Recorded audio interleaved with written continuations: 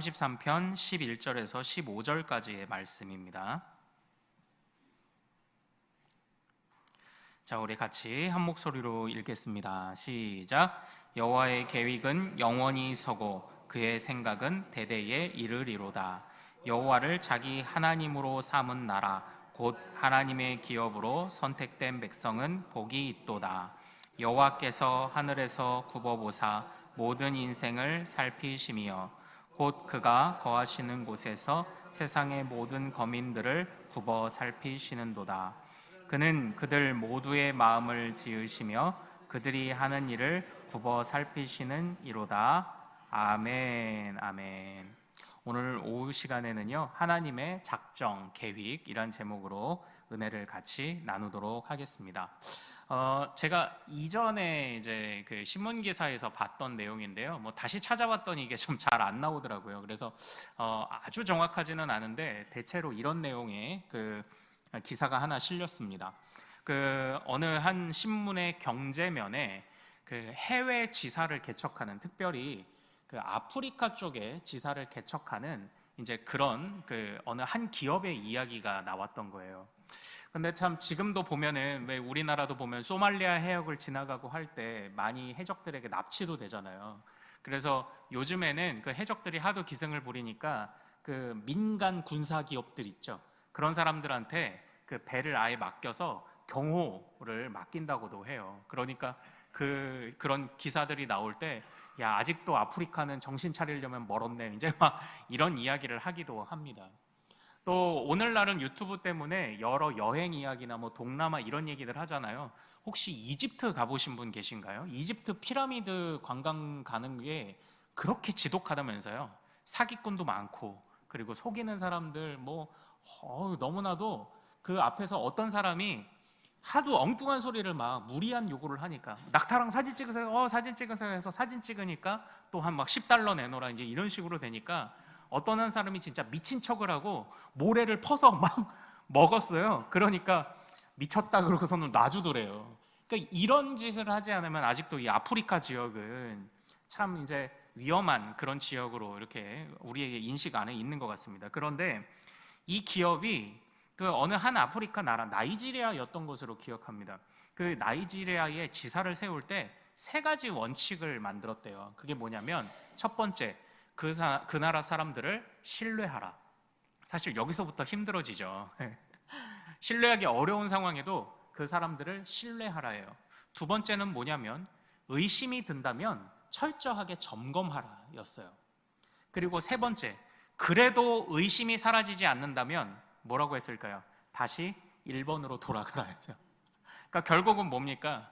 믿으라는 얘기입니다. 그 사람들이 무슨 짓을 하든지 일단은 믿고 가자. 그래서 우리가 그 시장을 한번 키워보자, 이 이야기를 했던 거예요. 그 사람들을 믿으라. 의심이 든다면 철저하게 점검하라. 합리적인 의심인지 아니면은 그냥 괜한 염려인지. 그래도 의심이 찾아온다면 어떻게? 다시 1번으로 돌아가라. 그러니까 무조건 믿으라는 얘기입니다. 저는 그 기사를 이전에 보면서요, 이게 우리가 주님을 향해 가져야 할 태도라는 생각이 들었습니다. 무한 신뢰죠. 무한 신뢰, 무한 믿음. 자, 사랑하는 여러분, 우리가 왜 그래야만 합니까? 때때로 우리가 사실 살아가면서 하나님에 대해서, 하나님이 나를 놓으셨나? 하나님이 나를 외면하셨나라는 순간들이 드는 순간이 있습니다. 그러나 그럼에도 불구하고 그런 생각이 들 때 다시 1번으로 돌아가라. 하나님을 향한 절대 믿음으로. 왜 그래야 합니까? 그게 지금까지 우리가 배웠던 바로 그 하나님이 어떤 분이신지를 배웠기 때문에 우리가 그 믿음을 가질 수 있는 거예요. 하나님 어떤 분이셨습니까? 하나님은 전능하신 하나님, 어떤 하나님? 거룩하신 하나님, 그리고 유일하신 하나님, 삼위일체 하나님. 하나님은 이런 분이시기 때문에 우리가 전적으로 신뢰해도 충분하다. 바로 그 이야기를 우리가 지난 시간까지 했던 것 아닙니까? 전능하시고 거룩하시고 유일하시고 삼위일체 하나님. 자, 한번 체크해보죠. 전능하신 하나님은 무엇의 근거입니까? 우리 믿음의 근거죠. 믿음의 근거. 거룩하신 하나님은 무엇의 근거입니까? 우리가 정결케 될 수 있는 정결의 근거입니다. 유일하신 하나님은 무엇의 근거죠? 우리의 사랑의 근거죠. 삼위일체 하나님은 어떻습니까? 삼위일체 하나님은 우리에게 어떤 그 그 의미가 있습니까? 바로 구원의 보증과 확증입니다. 삼위일체를 다 알지는 못하지만 우리의 구원을 위해 완벽하게 삼위 하나님이 역사하시고 연합하여 일하심을 보며 삼위일체 하나님 안에서 구원의 확실성을 우리가 보게 된다. 자, 그런데 이런 하나님이 계획하신 일이 있다면 도대체 어떤 것일까요? 이제 우리 소요리 문답은 이런 흐름으로 우리를 이끌어가고 있습니다. 이런 하나님이 하시고자 하는 일은 도대체 무엇일까라는 그런 궁금증을 가지고 이제 소요리 문답 7문으로 나아갑니다. 소요리 문답 7문은 하나님의 작정이 무엇입니까? 라고 질문합니다. 우리 같이 한번 따라해 볼까요? 하나님의 작정은 하나님의 뜻을 따라 정하신 영원한 목적이다. 네, 바로 이겁니다. 하나님의 작정은 무엇이냐? 하나님의 뜻을 따라 정하신 영원한 목적이다, 이겁니다.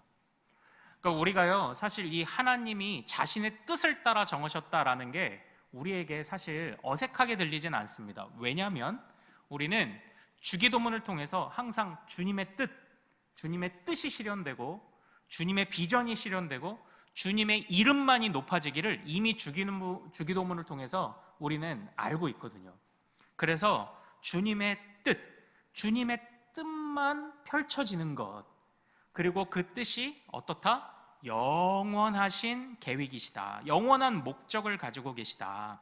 바로 이런 부분을 우리가 모르는 건 아닙니다. 하나님께서요, 정말 자신의 뜻을 세우십니다. 자, 우선은 이 얘기를 먼저 해보죠. 하나님의 뜻과 우리의 뜻, 우리의 계획에 어떤 차이점이 있나요? 우리에겐 어떤 차이점이 있습니까? 하나님의 계획과 우리의 계획은 어떤 차이점이 있습니까? 하나님의 계획은 변하나요? 변하지 않나요? 변하지 않아요. 변하지 않아요. 때때로 하나님께서 후회하셨다, 한탄하셨다라는 표현을 성경에서 간혹 사용하고 있긴 하지만 하나님이 아차 실수라고 하시며 바꾸셨다라는 뜻보다는요, 그 상황에 대한 평가입니다. 우리의 계획은요, 바뀌어요. 그러나 하나님의 계획은 바뀌지 않습니다. 그래서 하나님의 계획을 영원한 목적이라고 하는 거예요. 하나님의 계획을 영원하다. 하나님의 계획은 그 뜻을 이루기 위해 모든 것을 초월해 있다라고 이야기를 하는 겁니다. 그런데 이 때때로 이 하나님의 계획이 영원하다, 하나님의 뜻은 무조건 실현된다라고 말하는 것이 때때로 우리에게 답답함처럼 느끼게 되는 그런 경우가 있습니다. 우리 흔히 우리 어린 자녀들이 질문하는 게 그거죠. 하나님의 뜻만 실현된다면 그러면 내 뜻은 이런 질문들을 우리 자녀들이 하고 있지 않습니까? 여러분들은 그럴 때 어떻게 대답을 하시겠습니까? 아니, 하나님의 뜻만 서면 됩니까? 그럼 내 뜻은? 그때에 우리가요, 오늘 읽은 말씀에서 하나님의 계획의 성격을 우리가 정확하게 가르쳐 줘야 합니다. 자, 오늘 읽은 말씀 33편 12절을 같이 한번 보겠습니다. 시작. 여호와를 자기 하나님으로 삼은 나라 곧 하나님의 기업으로 선택된 백성은 복이 있도다. 아멘. 13절 14절도 동일한데요, 그 안에서 하나님이 굽어보셨다, 복을 주셨다, 하나님이 살피셨다라고 이렇게 말씀을 하고 계세요. 우리가 하나님의 뜻만이 온전히 실현될 것입니다 라고 말할 때 우리의 뜻은 나는 그럼 뭐야 라고 걱정할 필요가 없어요. 왜냐? 하나님의 뜻이 다 우리를 위해 가장 좋은 뜻인 줄로 믿습니다. 바로 이거예요. 이겁니다. 그래서 우리가 살아가면서 우리의 의심이 찾아오거나 아니면 아침 한개 눈앞 가리듯 우리가 마음이 어두워질 땐 어떻게 해라? 다시 1번으로 돌아가는 거예요. 전능하신 하나님, 거룩하신 하나님, 유일하신 하나님, 삼위일체 하나님으로 다시 돌아갑니다. 하나님의 뜻을 세워 주옵소서. 미련한 내가 아니라 하나님의 뜻을 세워 주옵소서. 바로 이것에 관해서 우리가 고백하는 것에 전혀 문제가 없다는 겁니다. 왜냐? 하나님이 우리를 향해 가장 좋은 계획을 가지고 계시기 때문이에요.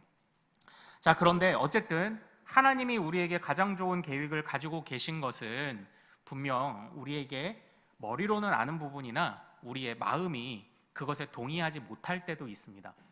그래서 우리 믿음의 선배들은 사실은 하나님의 뜻과 계획이라는 것을 엄밀하게 좀 분리해서 생각하기도 했습니다. 하나님의 뜻은요, 목적을 나타냅니다. 그런데 하나님의 계획은 그 목적까지 향해 나아가는 하나님의 실행하시려는 어떤 그런 일들을 나타내요. 그래서 우리의 믿음의 선배들은 이런 예를 들었습니다. 하나님은 알곡을 보존하여 길러내기를 원하십니다. 하나님에게 있어서 가라지를 기르는 것은 주님의 뜻은 아닙니다. 그러나 알곡을 보존하기 위해 하나님의 계획 안에는 아직 가라지를 뽑지 말라는 하나님의 계획이 있을 수 있습니다. 이렇게 표현을 하기도 합니다. 좀 이해가 되시나요?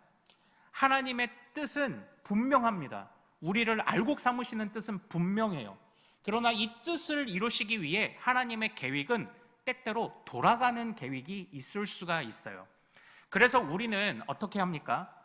잠시 돌아가는 가라지를 보면서 우리가 마음 무너질 게 아니라 영원하신 하나님의 뜻을 바라보며 우리가 신앙생활해야, 그러니까 이게 다시 1번으로 돌아가는 겁니다. 그래야 무한 신뢰를 우리가 잃어버리지 않는다는 거예요. 때때로 하나님의 나타내심과 일하심은 우리에게 실망처럼 느껴질 수 있습니다. 이걸 인정합시다. 그러나 어떻습니까? 하나님의 뜻은, 하나님의 영원한 작정은 우리에게 가장 좋은 것을 허락하신다. 이것에 관해서 절대 잊지 않는 우리 모든 성도님들 되시기를 소망합니다. 그래서 이런 하나님의 계획과 뜻을 우리는 예정이라는 이름으로 많이 사용을 합니다. 하나님의 이 예정은 너무나 좋은 것입니다. 참고로 우리 출애굽기 5장으로 좀 한번 가볼까요? 출애굽기 5장 22절, 23절로 가서 한번 좀 읽어보겠습니다.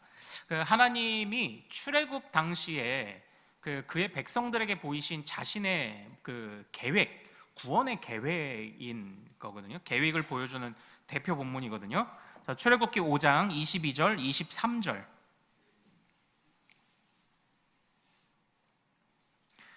자, 출애굽기 5장 22절, 23절 우리 같이 한번 읽겠습니다. 시작. 모세가 여호와께 돌아와서 아뢰되 주여 어찌하여 이 백성이 학대를 당하게 하셨나이까? 어찌하여 나를 보내셨나이까? 내가 바로에게 들어가서 주의 이름으로 말한 후로부터 그가 이 백성을 더 학대하며 주께서도 주의 백성을 구원하지 아니하시나이다. 아멘. 이렇게 돼 있죠. 모세가 지금 주님 앞에 나와 따지고 있습니다. 주님, 더 무거워졌지 않습니까? 더 힘들어졌지 않습니까? 이게 상황이, 모세가 주님께 떨기나무 불꽃 가운데 부르심을 받고 지팡이를 던졌더니 뱀이 됐다, 잡으니까 다시 지팡이가 되고, 손을 넣었더니 우리 한센병, 문둥병이 생겼다가 다시 넣었다 빼니까 낫는 이 기적을 체험하고, 모세가 아주 그냥 담대한 마음이 생겨서 바로에게 나아갔습니다. 그랬더니 웬걸, 바로에게 나아갔더니 바로의 마술사들도 똑같이 지팡이를 던져 뱀을 만들고 있는 거예요. 그리고 여호와가 나의 백성을 보내라 하셨다라고 말했더니 씨알도 먹히지 않았습니다. 그때의 모세가 막 실망하고 돌아와서 주님께 따지는 내용입니다. 어찌하여 이 백성을 학대당하게 하셨습니까? 여기에서 모세의 오해가 드러나는 거예요. 주님의 뜻은 절대 백성을 학대하시는 게 아니었습니다. 그러나 주님이 그 본래의 뜻을 이뤄가시기 위해 잠깐 돌아가시는, 일시적으로 학대를 무겁게 하심으로 주님을 향해 소망을 갖고, 또한 바로와 애굽을 향해 그들의 악을 드러내는 바로 이런 일들을 잠시 돌아가는 길을 통해서 택하셨다는 거예요. 그런데 6장으로 넘어가겠습니다. 6장. 자, 우리 6장 6절 한번 같이 읽어보겠습니다. 자, 시작. 그러므로 이스라엘 자손에게 말하기를 나는 여호와라. 내가 애굽 사람의 무거운 짐 밑에서 너희를 빼내며 그들의 노역에서 너희를 건지며 편팔과 여러 큰 심판들로서 너희를 속량하여. 여기서 나타난 주님이 다시금 모세에게 알려주시는 주님의 계획은 무엇입니까? 바로 구원이죠. 속량, 구원입니다. 자, 주님은 구원의 계획을 가지고 계세요. 그런데 구원, 단지 애굽에서 건져내고 끝내십니까? 아니요. 7절을 읽어봅시다. 자, 시작. 너희를 내 백성으로 삼고 나는 너희의 하나님의 되리니 나는 애굽 사람의 무거운 짐 밑에서 너희를 빼낸 너희의 하나님 여호와인 줄 너희가 알지라. 아멘. 여기서 학자들은 두 가지 주님의 위대한 계획을 봐요. 단지 애굽에서 건져내고 그냥 너희들이 알아서 살아라가 아닙니다. 여기에서 너희는 내 백성이 될 것이다 라고 하며 이스라엘 백성들을 신령한 공동체 만드실 것을 여기서 명하셨고, 그리고 너희는 내가 너희의 하나님 여호와인 줄 알지라 라고 말하며, 이 알다라는 단어가 성경 안에서 굉장히 중요하거든요. 이 알다라가 단어가 부부가 서로 사이에 어떤 벽도 장애물도 없이 서로를 아는 것과 같이 주님이 우리가 주님을 안다고 표현할 때 사용하는 바로 그런 단어예요. 그런데 이 알다라는 단어를 통해서 주님이 우리를 구원하십니다. 건져내십니다. 신령한 공동체를 이루십니다. 그리고 우리와 교제하십니다. 우리 예배의 목적이죠. 교제, 주님과 교제. 여기서 주님의 이런 위대한 계획이 나타난다고 보는 거예요. 그리고 8절이 정말 중요해요. 8절도 읽어보겠습니다. 시작. 내가 아브라함과 이삭과 야곱에게 주기로 맹세한 땅으로 너희를 인도하고 그 땅을 너희에게 주어 기업을 삼게 하리라. 나는 여호와라 하셨다 하라. 여기에서 뭐라고 말합니까? 맹세한 땅으로 인도하여 살게 하시겠다. 그래서 주님의 위대한 계획이 네 가지가 드러난다고 여기서 학자들이 보는 학자가 있어요. 주님은 그들을 구원하십니다. 그 신령한 공동체를 이루십니다. 그리고 그들과 함께 교제하십니다. 그리고 그들의 삶을 책임지십니다. 이렇게까지 이 네 가지 주님의 좋은 목적들, 계획을 이야기합니다. 근데 정말 놀라운 것은 이 이후에 모세가 웬만해서 흔들리지 않아요. 이게 우리가 가져야 될 주님의 계획하심과 작정하심 앞에서 가져야 될 믿음의 자세라는 것을 잊지 않으시기를 소망합니다. 주님은 우리를 향해 좋은 계획을 가지고 계신다. 마음이 흔들릴 때는 어떡합니까? 다시 처음으로 돌아가는 겁니다. 주님은 우리를 위해 그래도 좋은 계획을 가지고 계시다. 잠시 돌아가는 것일 뿐. 이 마음을 절대 잊지 않으시기를 소망합니다. 하나님의 계획은 영원히 설 것입니다. 그 하나님의 계획은 이처럼 우리에게 복을 주시는 바로 그런 계획이에요. 그 계획은 우리에게 정말 은혜를 주시는, 우리를 살게 하시는, 우리에게 가장 좋은 그런 계획을 가지고 계신다라는 겁니다. 자, 그런데 하나님은 모든 것을 계획하십니다. 영원한 작정을 가지고 계십니다라고 할 때 우리가 오해하면 안 되는 것이 있습니다. 그게 뭐냐면 주님을 죄의 창시자로 보는 겁니다. 주님은 모든 것을 아시죠? 한번 질문 드려볼게요. 주님이 인간을 만드실 때 인간이 타락하여 범죄할 것을 아셨을까요? 모르셨을까요? 아셨습니다. 왜냐? 주님은 전지전능하신 하나님이시기 때문이에요. 그런데 아셨습니다. 하지만 아신 것이지 주님이 죄를 만드시지는 않았습니다. 이거는 우리가 분명하게 우리가 짚고 넘어가야 하는 그런 부분입니다. 왜 주님은 죄의 창시자가 아닙니까? 죄는 모든 것을 다 이해하기는 어렵지만 정말 주님의 계획 안에 죄는 없었고 죄는 우연히 들어왔다라고 우리의 믿음의 선배들이 이렇게 표현을 합니다. 자, 지금 여러분들 오른손을 다 한번 들어보십시오. 오른손을 들어서 자신의 무릎 위를 딱 대지 말고 이 정도, 벌써 딱 대신 분이 계시는데 오른손을 자기 무릎 위를 이렇게 한번 가려보십시오. 자, 그러면 무릎 위에 뭐가 생겼나요? 내 손바닥에 그림자가 생겼죠. 네. 우리 믿음의 선배인 아우구스티누스는 그 죄를 설명할 때 이렇게 설명했습니다. 죄는 주님을 향해 나아가야 하는, 또는 주님으로부터 오는 영광이 잠시 가려진 상태입니다. 이렇게 얘기를 했어요. 그러니까 주님은 처음부터 우리 인간을 지으실 때 영적인 탯줄이 이어진 상태로 지으셨다고 말씀드렸잖아요. 주님은 우리가 주님의 영광의 빛을 항상 보면서 살도록 우리를 지으셨습니다. 그러나 우리가 주님의 영광을 보지 않으려 우리가 그 영광을 가렸을 때 비로소 어둠이 찾아왔다라고 이야기를 합니다. 그래서 조금 어려울 수 있는데, 그래서 우리 아우구스티누스는 이렇게도 표현했습니다. 죄는 그 실체가 없다라고 표현했어요. 이걸 잘 분별하십시오. 자, 선이라는 것은 실체가 있습니까? 없습니까? 선은 실체가 있나요? 있습니다. 어디 있나요? 선은, 우리 이 개념을 한번 잘 생각해 봅시다. 선의 실체는 뭔가요? 하나님입니다. 하나님이 선하신 분입니다.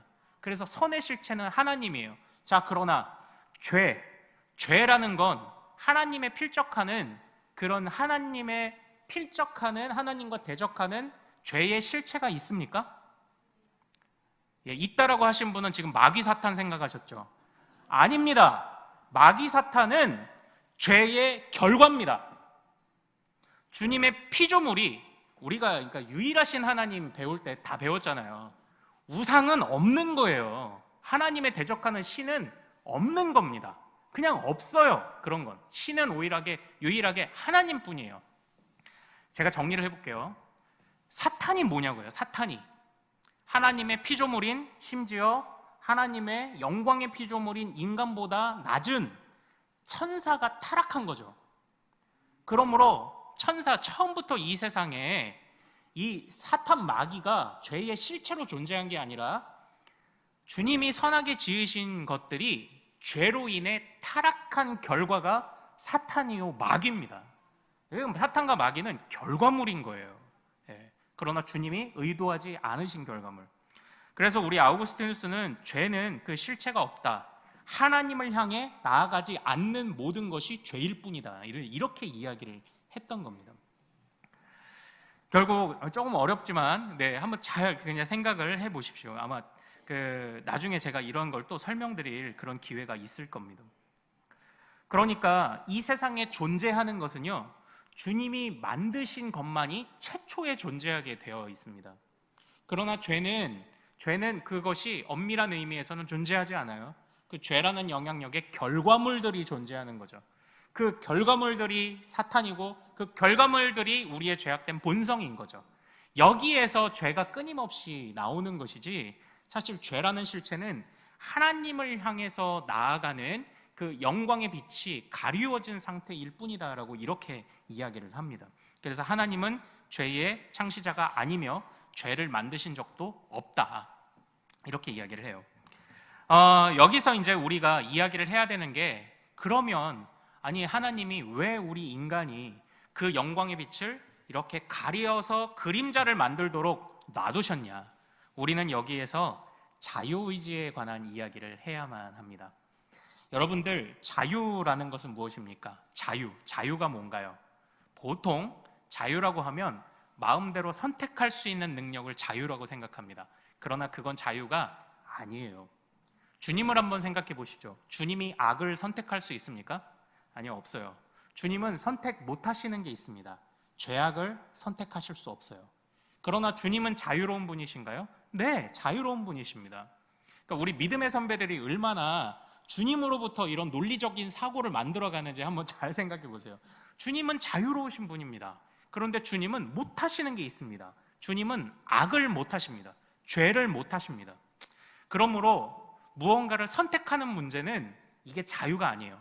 자유는 무언가를 선택할 때 강요가 없는 상태가 자유예요. 그래서 우리가 보통 이런 얘기를 합니다. 아니, 우리에게 자유가 있는데 주님의 예정이 온전히 실현된다면 뭐야? 이거 모순 아니야? 그건 자유를 오해해서 그런 거예요. 주님의 예정하심 안에 우리의 자유의지가 얼마든지 들어갈 수 있습니다. 자유의 반대말은 강요입니다. 강요예요. 마음껏 선택하지 못하도록 선택하는 데 있어서 무언가 걸림돌이 있는 상태가 자유가 없다라고 말하는 그 강요가 바로 자유의 반대말입니다. 자유의 반대말이 예정이 아니에요. 자유의 반대말은 강요입니다. 그러나 주님은 우리를 자유로운 존재로 지으셨죠. 우리의 선택에 있어 우리를 강요하지 않으셨습니다. 왜 그렇습니까? 주님은 우리를 로봇으로 짓지 않으셨어요. 제가요, 저희 아이들이요, 가끔 고양이를 키우자는 이런 얘기를 많이 해요. 근데 저는 또 사실 어려서 주택에 살 때는 강아지를 항상 키웠어가지고 저는 고양이보다는 개를 좋아합니다. 근데 어쨌든 고양이를 키우든지 개를 키우든지 저희 아이들이 하자고 그러면요, 제가 이렇게 얘기해요. 자, 서로의 얼굴을 보세요. 서로가 고양이라 생각하고 잘해주세요. 제가 이렇게 얘기를 해요. 서로 고양이라 생각하고 친절하게 대해주세요. 제가 이렇게 얘기를 해요. 왜냐? 손이 사실 많이 가거든요. 예. 저 어릴 때 이제 키울 때 제가 고모네하고 같이 살았는데, 그때 강아지의 특징은요, 그냥 밖에, 겨울에 그냥 밖에 묶어놨어요. 예. 그리고 담요 하나 이렇게 집 안에 넣어주면 자기가 똘똘 말아서 자고, 그리고 먹던 밥 그냥 줘요. 요즘 뭐 사료 뭐 이런 거 뭐 어디 있어요? 그냥 먹던 밥 주잖아요. 그리고 제가 처음 만났던 개가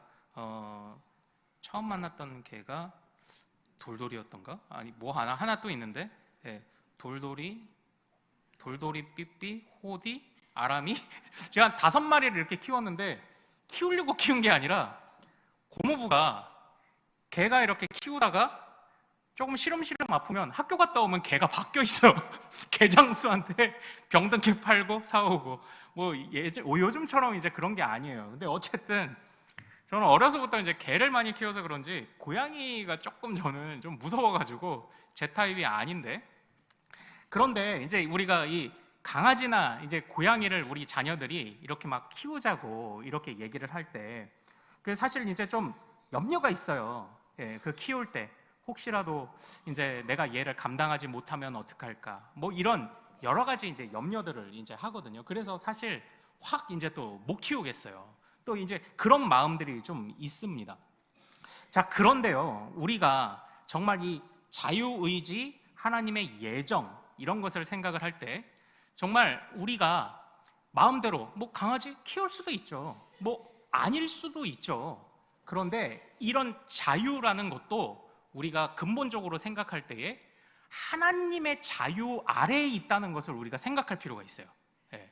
자, 우리가 개를 키우든 고양이를 키우든, 아니면 내가 이 사람과 결혼하든 저 사람과 결혼하든, 우리의 자유라는 것이 우리가 주님이 주신 선물이다 라고 생각해도 정말 이게 선물이죠. 선물이라고 생각해야 하는 이유가 뭐냐면, 우리의 자유를 주님의 자유가 감싸고 계시다는 이 믿음이 중요해요.